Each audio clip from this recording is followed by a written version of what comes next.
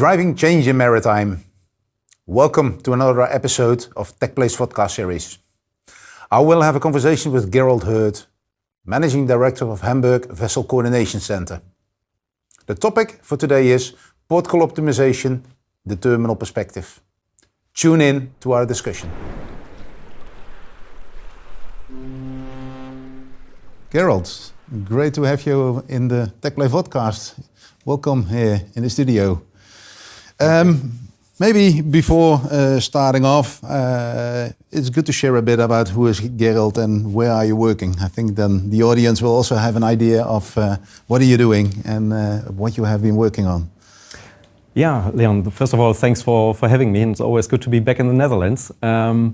So my name is Gerald Hirt. I'm the Managing Director of the Hamburg Vessel Coordination Center, a worldwide unique coordination center, a worldwide unique service to the customers of the Port of Hamburg.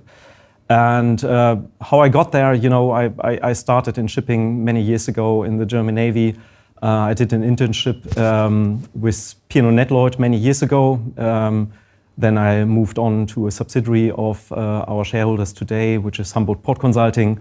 I did sales for the container terminals, and then a couple of years ago, which is now 13 years ago, I moved on to this very small, but I think very important company, which is in the Port of Hamburg, yes. Okay. And if we talk about HVCC or Hamburg Vessel Coordination Center. Coordination, yeah. Maybe it's good to explain a bit about why is it so important and what is it doing? What is the role it has in the Port of Hamburg? Yeah. There we have to go a little bit back in history. You know, in 2002, the fourth container terminal, the container terminal Altenwerder, opened its operations in the Port of Hamburg. So we had 4 container terminals very close to each other within the Port of Hamburg. And a couple of months or years after we had these 4 terminals in the Port of Hamburg, our shareholders recognized, okay, it does not run smoothly for the feeder vessels in the Port of Hamburg. So if there is a crane breakdown or a delay at one terminal, the other terminal doesn't know what's going on and they are waiting with gangs at the following terminal. So there was the idea to set up a project which was called Feeder Logistics Center to optimize this cross-company between HHLA and Eurogate. And out of that, because it was successful, this project, we founded a first company back in 2009, which was called Feeder Logistics Center. The name is telling what we are doing. We coordinated feeder vessels in the Port of Hamburg, and still this is one of our operational departments. But coordination also means for us that we took over in the last couple of years the stope planning for the feeder operators that we are representing. And also we have sort of agents role, like we are ordering tugboat linesmen, we are calling the customs if the vessel is departing from the Port of Hamburg. So a very interesting role between the carrier and the terminal. And because that was successful and the ocean-going vessels, they grew in size, our shareholders thought, okay, where are we going to tackle that challenge in the Port of Hamburg? Because, you know, we have the River Elbe. We are not at the open sea, so we have rules and regulations how the vessels can go in and out.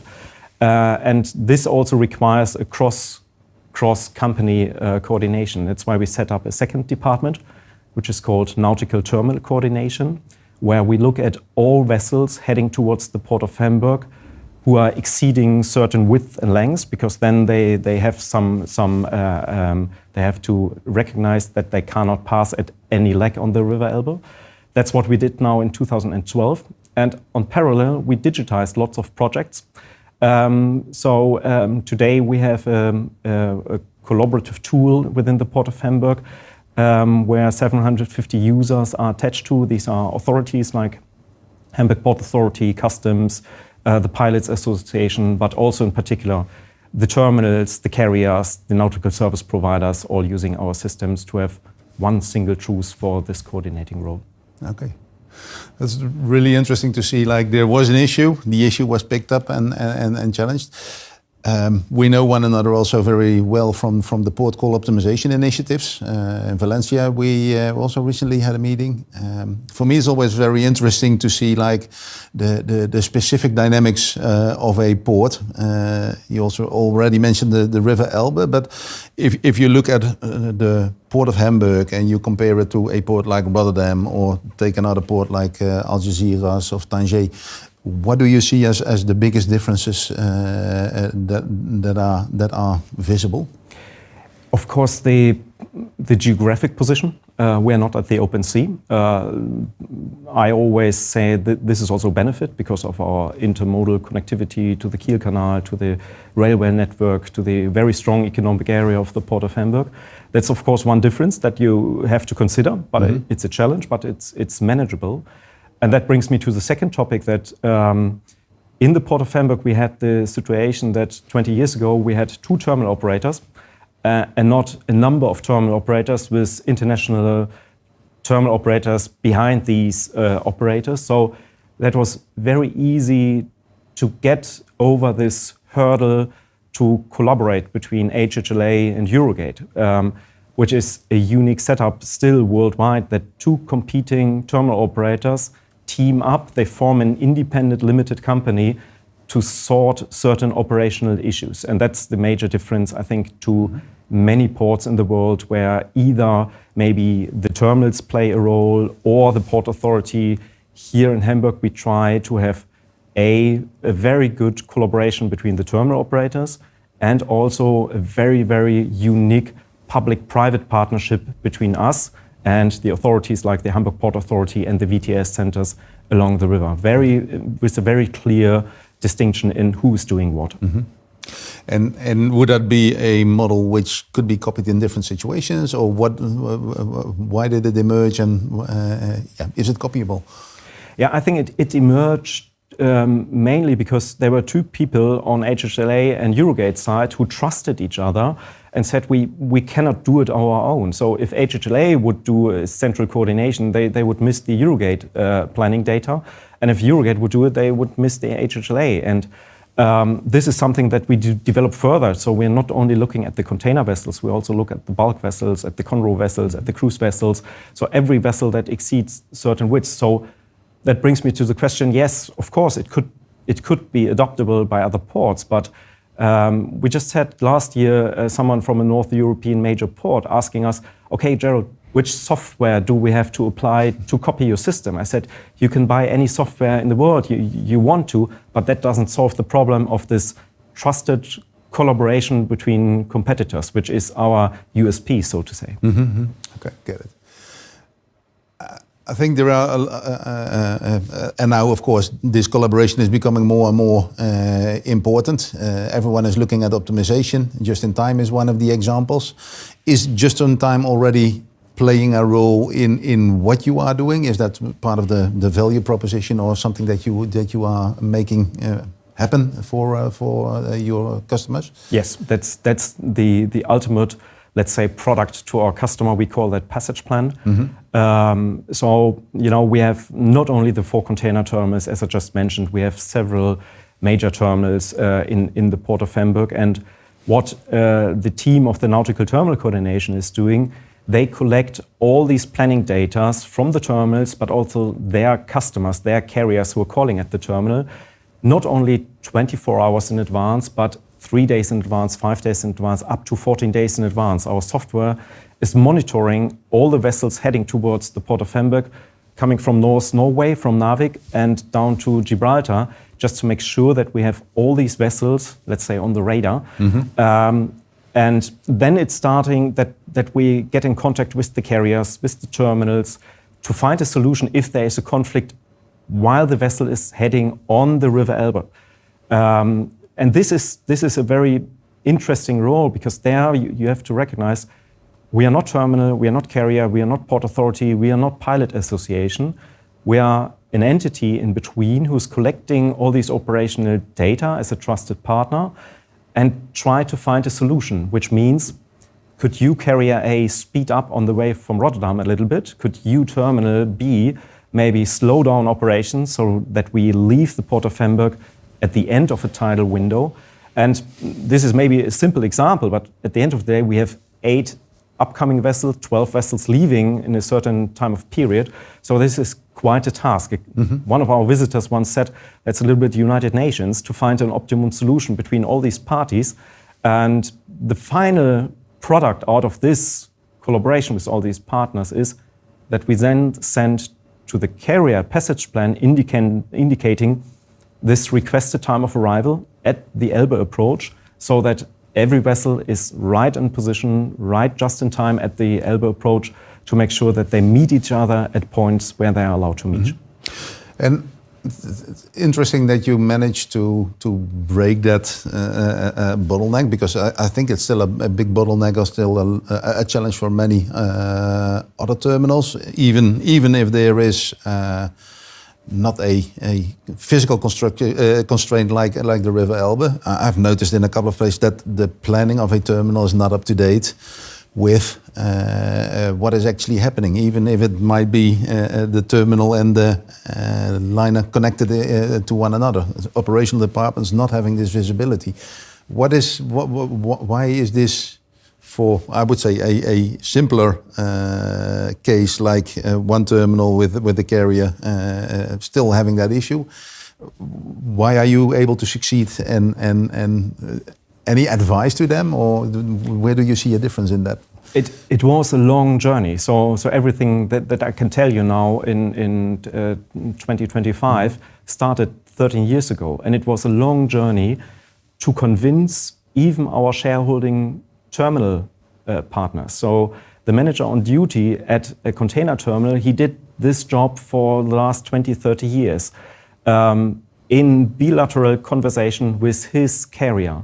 And this is something that we gradually took over, because we explained to everyone that this is by far too complex, because you know what your customers are doing, but you don't know what the cruise vessel is doing when it leaves in the evening. You don't know about the bulk vessels heading towards the bulk terminal, etc. So that is really the fundamental thing and the benefit of having such a central, neutral, coordinating role who brings all these data together, but not only being a data platform, but then coordinating. And this is also the USP of our company, that we are not only a part of the port community system, so to say, but we're changing in ETA, we're changing in ETD in collaboration with all these partners. And this one single truth is also transparent to all the partners that we have.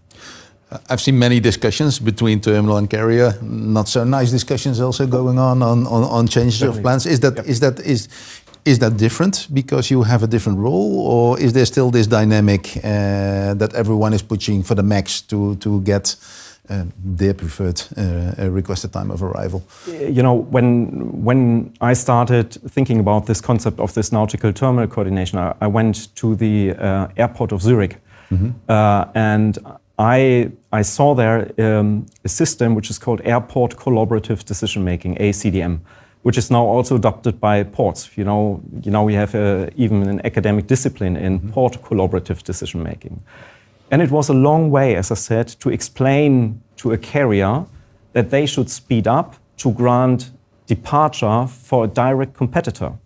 But, you know, carriers and terminals, they understood after a while, because, you know, when this vessel is then about to depart, it maybe relies on that a direct competitor does something for them. So it's a give and take. And of course, that's a long journey to get everyone to such a level of collaborative decision making, yes. And then you have accomplished that in one note, and copying is still fairly complicated.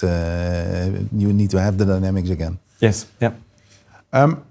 One of the questions I always like to ask in the podcast is if you need to talk to the audience, and is there one thing that people should know about a port, or about the whole port call optimization, the maritime sector, that people don't know, but which is of ultimate importance?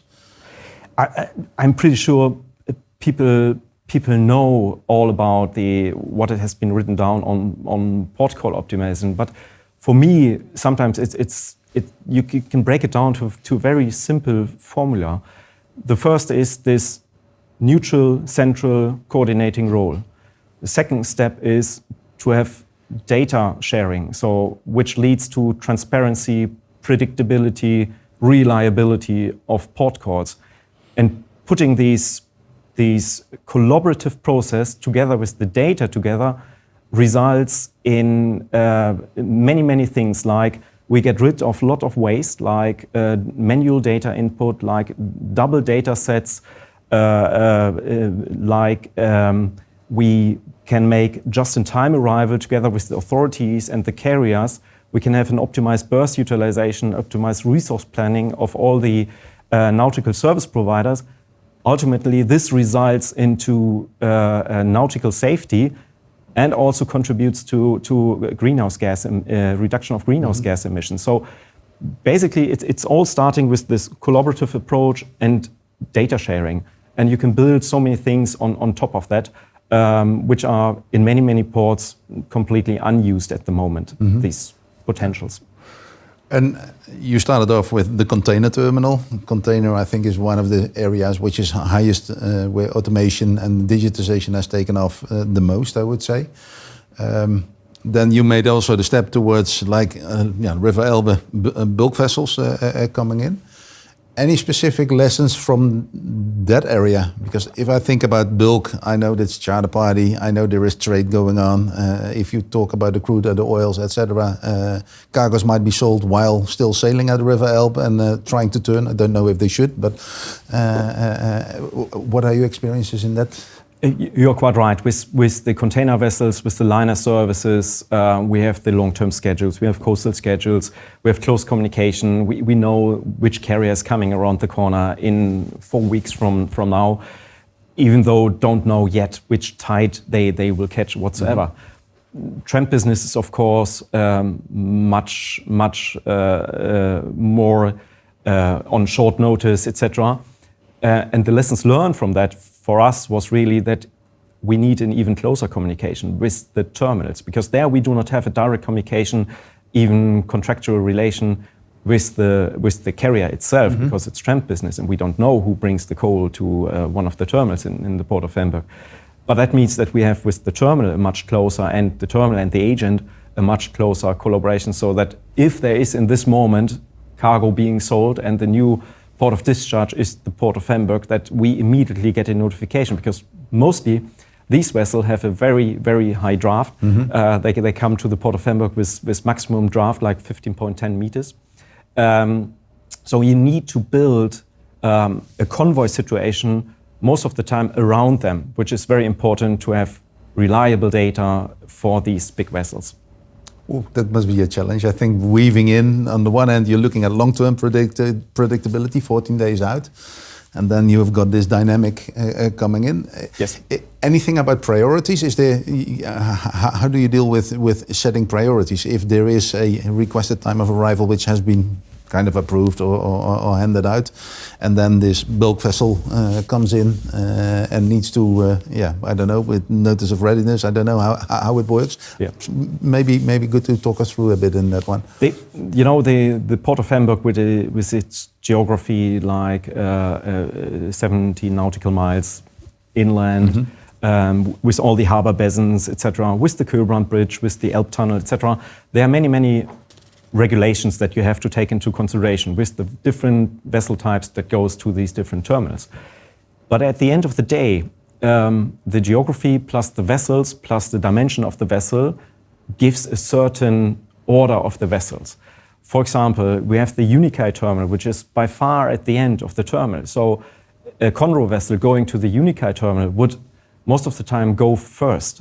You would never have a 400-meter container vessel going first, which needs to turn in front of the container terminal Burchardkai and the Eurogate terminal, because they need to turn around and then going backwards into the harbor basin. You wouldn't do that if there are 6 vessels behind them who are on a pearl string.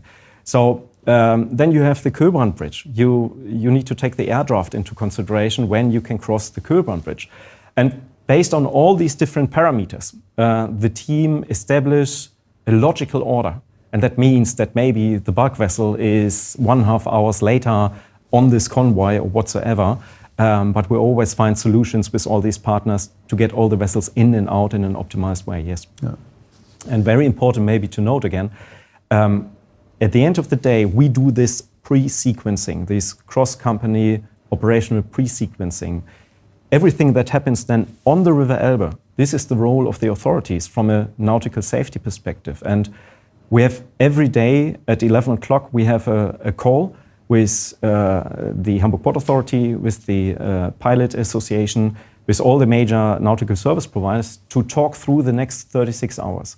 And that's exactly this change where our operational, private, commercial pre-planning goes over into this public role from a safety perspective. Yeah. If you look at this whole journey that you have made, are there things that you would have done differently now looking back? Yes, there's, for example, one thing which was really an eye-opener for me. You know, if you jump into this role and you, as I mentioned, you go to Zurich Airport and you see it in full beauty at an airport, this collaborative approach between all these partners. I was a little bit naive, I think, about about the change management, about how we get people convinced about this new role. I think there's always this 20-60-20 rule. 20% you do not have to convince. They immediately understand. For example, I can tell that OOCL, they were immediately on board with this collaborative approach. 60% you need to convince, and 20% you might maybe never convince on such a collaborative approach. But maybe I was a little bit too enthusiastic that everyone will immediately say, yeah, fantastic idea, Gerald. So I would have done this change management a little bit different today from the experience from the last 10 years, yes. Okay. And if you look ahead, you have accomplished, you have created this visibility, shared visibility, with also already quite a in looking into the future, that visibility. If we extend the view and look on the roadmap, what are the things that you believe that Port of Hamburg should be working on, or that HVCC should be working on as next steps? Mm. We always think in three dimensions. The one is who we are collaborating with. The second dimension is what are we doing, and the third one is where are we offering our services. The who, we have many ideas who to onboard to our platform. For example, last year we had the biggest bunker barge carrier also using our platform. Vessel supplier jumped on, and we immediately from this new customer, we had new ideas, new user stories, how we can make the water side more visible when the bunker barge is coming, when the floating crane is coming, etc., to make that more visible. We have ideas about how we work together, for example, with our main feeder customer, Unifeeder. We just developed together with a Danish company a new stow planning system where we think about having bubbly movements files not sending around as an attachment to emails anymore, but to work on one cloud-based vessel file. We have several ideas about what services we could offer in the Port of Hamburg. You know, we are 24/7 operational with a smart team. So there are other terminals, smaller terminals, who do not have a 24/7 operational team. Maybe we can take over some roles for them, which benefits to their operation. And thirdly, this is also no secret. We conducted a feasibility study with Bremen ports 2 years ago, and we are in talks about not reinventing the wheel then in every German seaport again, but to maybe make use of this approach. All the customers are already attached to our system, and to scale the services that we invented there in the Port of Hamburg. Okay. And from will it remain Hamburg, or do you envision that what you are doing can be scaled? Yeah, Bremen you mentioned, but even international. Is that on the ambition? It's not on our agenda, because you know, we touched the point of trust and how difficult it even was in the Port of Hamburg. We experienced also, of course, that this is natural, that there are also resistance now if we talk with Bremen ports, etc. So that's completely normal. But I would say this is maybe our role, maybe in the German seaports, that we can offer coordination as a service, software as a service. Our role might look completely different in other German ports. We can offer there different services than we do in Hamburg, but I do not see that we offer services in somewhere globally whatsoever. Mm-hmm. Taking, you are working, have solved the coordination part, shared point of truth, extending services on top of that. What is the big next thing that needs to happen, or where is there still room for optimization in port or in port calling? What we try to foster a little bit now again is the terminal data exchange. You know, with the Port of Rotterdam, we were lucky back in 2018. We got in contact with colleagues from Port of Rotterdam, had a common understanding that it's feasible, that it's meaningful to exchange vessel name, IMO number, ETA, ETD, bidirectional from both ports. We still see that there's room for improvement to have maybe something that also the carrier discussed, you know, with the DCSA to set up a data hub, maybe to set up a trusted data hub between the terminal operators where we exchange ETA and ETD data, because, you know, transit times are so close between Rotterdam, Felixstowe, Hamburg, Bremerhaven, etc. It's of great importance to really know if there is a delay in the port before Hamburg or Rotterdam, so to do all the pre-planning, to do adjustment to the resource planning, etc. That's a big thing I think we need to touch in the next couple of years. Yes. Okay. So connecting the ports is the next step on the agenda. Kind of having that visibility on what is happening in a port because you are being impacted. Absolutely, and of course, if you want to digitize this process, first of all, you have to standardize things. You know, many years ago we asked one carrier who's calling the Port of Hamburg quite a lot. We asked, if you send us an ETA, what's the timestamp behind it? What's happening? Is it the Elbe approach? Is it the harbor pilot station, or is it terminal? So, and we received 3 different answers. So that shows again the importance of all these standardization initiatives, like you mentioned the ITPCO, DCSA, TIC 4.0, etc., to speak one digital language. Because otherwise, if we connect each other, we talk about different things. And that's, of course, the first thing we have to do, standardization, digitization, and then we come, I think, also to a phase of automation of processes. Yeah. And I like this question always, there was no standard when you started. Correct, yeah. So you kind of created the standard. Where is this balance between having a standard and waiting for the standard and starting to do? Yeah, you're quite right. We started many years ago when there was no standard, which is now, of course, our fate a little bit. Because in our software, there are things which do not comply with the standards of ITPCO, for example.